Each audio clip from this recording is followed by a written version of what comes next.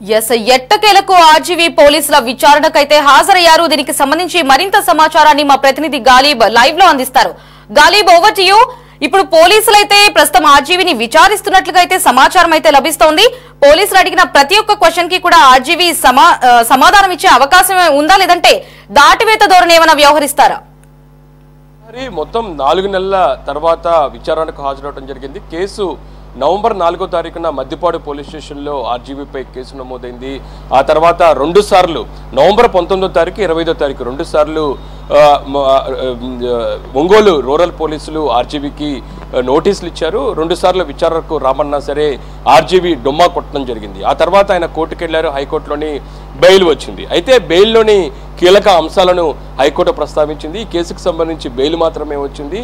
అయితే ఈ కేసు నమోదైన నేపథ్యంలోనే విచారణకు పోలీసులు రమ్మని చెప్తే ఖచ్చితంగా విచారణకు వెళ్ళి పూర్తిగా సహకరించాలి అనే దానిపై కూడా కోర్టు డైరెక్షన్స్ మేరకు ఈ నెల 4వ తారీఖున ఆర్జీవీకి మరోసారి విచారణకు రమ్మంటూ కూడా ఒంగోలు రూరల్ పోలీసులు నోటీసులు ఇచ్చారు. అయితే తాను 7వ తారీఖు వస్తాననేది మాత్రం రూరల్ సిఐ శ్రీకాంత్కు సమాచారాన్ని ఆర్జీవీ ఇవ్వడం జరిగింది. అయితే ఈరోజు ఉదయం నుంచి ఒక ఉత్కంఠమైన పరిస్థితి ఒంగోలు రూరల్ పోలీస్ స్టేషన్ వద్ద నెలకొంది.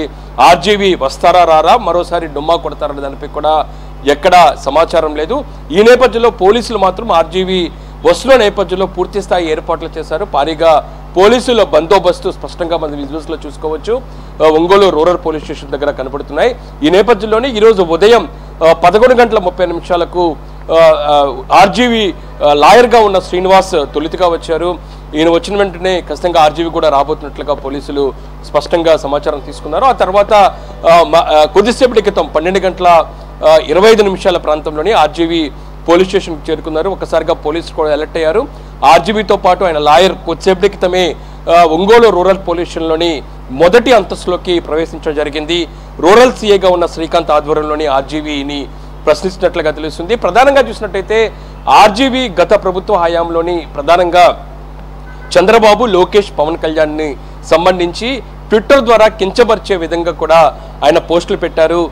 ఫోటోలు కూడా మార్ఫింగ్ చేశారంటూ కూడా మద్దిపాడు టీడీపీ నేత ఫిర్యాదు మేరకు పోలీసులు తొలుతుగా ఆంధ్రప్రదేశ్ రాష్ట్రంలో ఆర్జీవీ మీద కేసు నమోదు చేశారు. వరుసగా ఆంధ్రప్రదేశ్ రాష్ట్ర వ్యాప్తంగా ఇటుక అనకాపల్లి కావచ్చు, గుంటూరు జిల్లా తుర్లూరు లాంటి మొత్తం 7 ప్రాంతాల్లోని ఆర్జీవీ మీద కేసు నమోదై, అయితే మద్దిపాడులోని పోలీసులు కేసు నమోదు చేయడం, ఆ తర్వాత నోటీసులు ఇచ్చిన నేపథ్యంలోని పలుమార్లు ఆర్జీవీ విచారణకు డుమ్మా కొట్టారు. తన మీద అక్రమంగా కేసులు పెడుతున్నారు. ఒక్కసారి ఎక్కడో ఏదో తను మార్ఫింగ్ చేశాను 2 సంవత్సరాల క్రితం, ఏదో పోస్టులు పెట్టాను, దాన్ని ఆధారం తీసుకొని రాష్ట్ర వ్యాప్తంగా కేసులు పెడతాం సబబు కాదు అంటూ కూడా హైకోర్టును ఆశ్రయించిన నేపథ్యంలో ఇందుకు సంబంధించిన కేసులన్నీ కూడా కొట్టేయాలంటూ కూడా తాను క్వాష్ పిటిషన్ ఒకటి హైకోర్టులో వేశారు. అయితే హైకోర్టు మాత్రం బెయిల్ ఒకటే మంజూరు చేసింది. ఇతర కేసులకు సంబంధించి ఎక్కడా ఎటువంటి డైరెక్షన్స్ ఇవ్వలేదు. బెయిల్ నేపథ్యంలో ఖచ్చితంగా పోలీసులు విచారణకు పిలిస్తే హాజరవ్వాలి, విచారణకు సహకరించాలనే దానిపై కూడా కోర్టు డైరెక్షన్స్ ఇచ్చిన నేపథ్యంలోని ఈరోజు మద్దిపాడు పోలీసులు మరోసారి నోటీసు ఇచ్చిన నేపథ్యంలో కొద్దిసేపటి క్రితం ఆర్జీవీ హాజరయ్యారు. ప్రధానంగా ఈ కేసుకు సంబంధించి కీలక అంశాలను ఆర్జీవీ నుంచి పోలీసులు రాబట్టే అవకాశాలు స్పష్టంగా కనపడుతున్నాయి. ఏదైతే ఉందో గత ప్రభుత్వ హయాంలోని సోషల్ మీడియాలోని చంద్రబాబు, లోకేష్ అట్లాగే పవన్ కళ్యాణ్కి సంబంధించి కించపరిచేలాగా పోస్టులు ఎందుకు పెట్టారు, ఎవరైనా మీ వెనకాల ప్రోద్బలం ఉందా, ప్రోత్సహించారా, లేకపోతే ఎవరైతే ఆదేశాల మేరకు ఈ విధంగా మీరు పోస్టులు పెట్టారన్న దానిపై కూడా కీలకంగా పోలీసులు ప్రశ్నించే అవకాశాలు కనపడుతున్నాయి. ఎందుకంటే గత ప్రభుత్వ హయాంలోని చంద్రబాబు, లోకేష్ను కించపరిచేలాగా సినిమాలు తీశారు. యోహం అనే సినిమా, దాంతో పాటు మరో సినిమా కూడా ఆయన తీయటం జరిగింది. ఈ సినిమాల్లోని ఈయన వ్యక్తిగత అంశాలకు సంబంధించి కూడా కించపరిచేలా ఈ సినిమా ప్రమోషన్లో భాగంగా ఈయన సోషల్ మీడియాను వాడుకున్నారు అనే దానిపై కూడా అభియోగాలు వచ్చినాయి.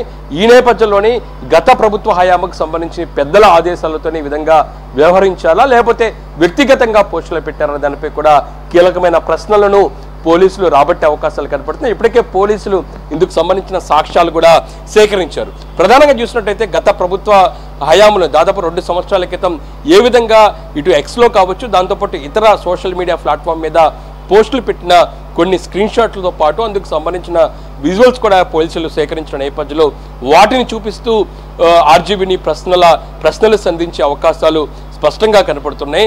ఈ పోస్టులకు సంబంధించిన వ్యవహారాల వెనకాల కుట్ర ఏదైనా దాగుంగా, ఏ ఉద్దేశం మీద పోస్టులు పెట్టారు? ఎందుకంటే ఖచ్చితంగా సోషల్ మీడియా ప్లాట్ఫామ్కి సంబంధించి వ్యక్తులు, దాంతోపాటు ఇతర ప్రాముఖ్యం అట్లా దాంతోపాటు ప్రముఖులకు సంబంధించి వ్యక్తులకు సంబంధించి కించపరిచేలాగా, దాంతోపాటు ప్రతిష్టను భంగపరిచేలాగా వ్యక్తిగత అంశాలకు సంబంధించి ఎక్కడా పోస్టులు పెట్టకూడదు అనేది దానిపై ఇప్పటికే ఏపీ ప్రభుత్వం చాలా సీరియస్గా వ్యవహరించుతుంది.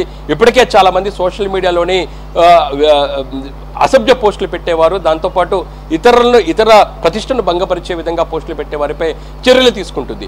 ఈ నేపథ్యంలోని ఏ ఉద్దేశంతోని ఆర్జీవీ విధంగా పోస్టులు పెట్టడం జరిగింది, దాంతోపాటు ఫోటోలు కూడా ఎందుకు మార్ఫింగ్ చేశారనే దానిపై కూడా కీలకమైన ప్రశ్నలను పోలీసులు ప్రస్తుతం సంధిస్తున్నట్లుగా తెలుస్తుంది. ఒంగోలు రూరల్ సిఐగా ఉన్న శ్రీకాంత్ ఆధ్వర్యంలో ప్రస్తుతం విచారణ కొనసాగుతుంది. పోలీసులు ఇప్పటికే కొంత సమాచారాన్ని సేకరించారు. దాంతోపాటు మద్దిపాడులోని కేసు నమోదైన నేపథ్యంలోని ఫిర్యాదు చేసిన టీడీపీ నేత దగ్గర నుంచి కూడా కొంత సమాచారాన్ని పోలీసులు సేకరించడం తెలుస్తుంది. ఈ మొత్తం సాక్ష్యాధారాలు సేకరించిన పోలీసులు ప్రస్తుతం ఆర్జీవీకి ప్రశ్నల వర్షం కురిపిస్తున్నారు. అయితే ఆర్జీవీ ఎంతవరకు పోలీసులు సహకరిస్తారో మాత్రం చూడాల్సి ఉంది. ఎందుకంటే నవంబర్ 19, 25వ తారీఖు 2 సార్లు గత ఏడాది రూరల్ పోలీసులు ఆర్జీవీకి నోటీసులు ఇచ్చిన నేపథ్యంలో పోలీసులకు చిక్కకుండా ఆర్జీవీ అజ్ఞాతంలోకి వెళ్లారు. నేరుగానే కొంతమంది ప్రకాశం జిల్లాకు సంబంధించిన పోలీసులు హైదరాబాద్ వెళ్లారు, ఆయన నివాస ప్రాంతానికి వెళ్లారు, తన ఆర్జీవీకి సంబంధించిన ఏదైతే ఉందో క్యాంప్ ఆఫీస్ దగ్గరికి వెళ్లారు. అయినా సరే ఆర్జీవీ దొరకకుండా తప్పించుకున్నారు. ఆ తర్వాత అజ్ఞాతం నుంచి బయటకు వచ్చిన ఆర్జీవీ కొన్ని ప్రశ్నలను కూడా పోలీసులను, రాష్ట్ర ప్రభుత్వాన్ని సంధించిన పరిస్థితి ఉంది.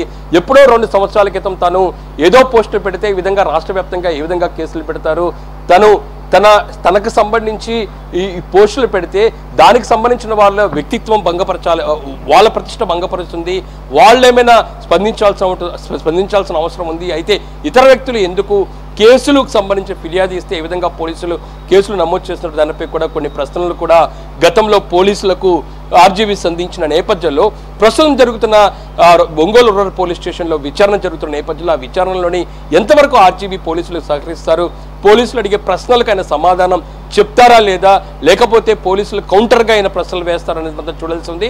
ఏదైతే ఉందో రామ్ గోపాల్ వర్మ వ్యక్తిత్వం మనం చూడాల్సిన పరిస్థితి ఒకసారి పరిశీలిస్తే, రామ్ గోపాల్ వర్మ ఏదైతే నా మీడియా ఇంటర్వ్యూలు కావచ్చు, ఇతర అంశాల్లో కావచ్చు, ఎవరైనా ప్రశ్నలు అడిగితే దానికి కౌంటర్గా ఆయన మరో ప్రశ్నలు వేసే అవకాశాలు కనపడుతున్నాయి. ఖచ్చితంగా నేరుగా డైరెక్ట్గా ఎక్కడ ఆర్జీవీ సమాధానం చెప్పని పరిస్థితి ఉంది. ఆయన వ్యక్తిత్వం ఆ విధంగా ఉంది. ఈ నేపథ్యంలో ఈ రోజు ఇంత కీలకమైన కేసుకు సంబంధించి పలుమార్లు పోలీసులు విచారణకు రామన్నా సరే డొమ్మా కొడతాం, ఆ తర్వాత హైకోర్టుకు వెళ్ళి బెయిల్ తీసుకొచ్చిన నేపథ్యంలో తాజాగా మరోసారి పోలీసులు విచారణకు రామన్న పిలిచిన నేపథ్యంలో పోలీసులకు ఎంతవరకు ఆర్జీవీ సహకరిస్తారన్నది మాత్రం చూడాల్సి ఉంది. కొద్దిసేపటి క్రితమే ఒంగోలు రూరల్ సిఐగా ఉన్న శ్రీకాంత్ ఆధ్వర్యంలోని విచారణ ప్రారంభమైంది, విచారణ కొనసాగుతుంది. ఈ కేసుకు సంబంధించిన కీలక అంశాలు, కీలకమైన జవాబులను రాబట్టే దిశగా కూడా పోలీసులు విచారణ మాత్రం కొనసాగే అవకాశాలు కనపడుతున్నాయి. అయితే ఎంత సమయం వరకు ఆర్జీవీని పోలీసులు విచారిస్తారనే దానిపై కూడా స్పష్టత రాలేదు. ఖచ్చితంగా ఆర్జీవీ పోలీసులకు విచారణలో సహకరించకపోతే మరోసారి విచారణకు పిలిచే అవకాశాలు ఉంటాయని తెలుస్తుంది.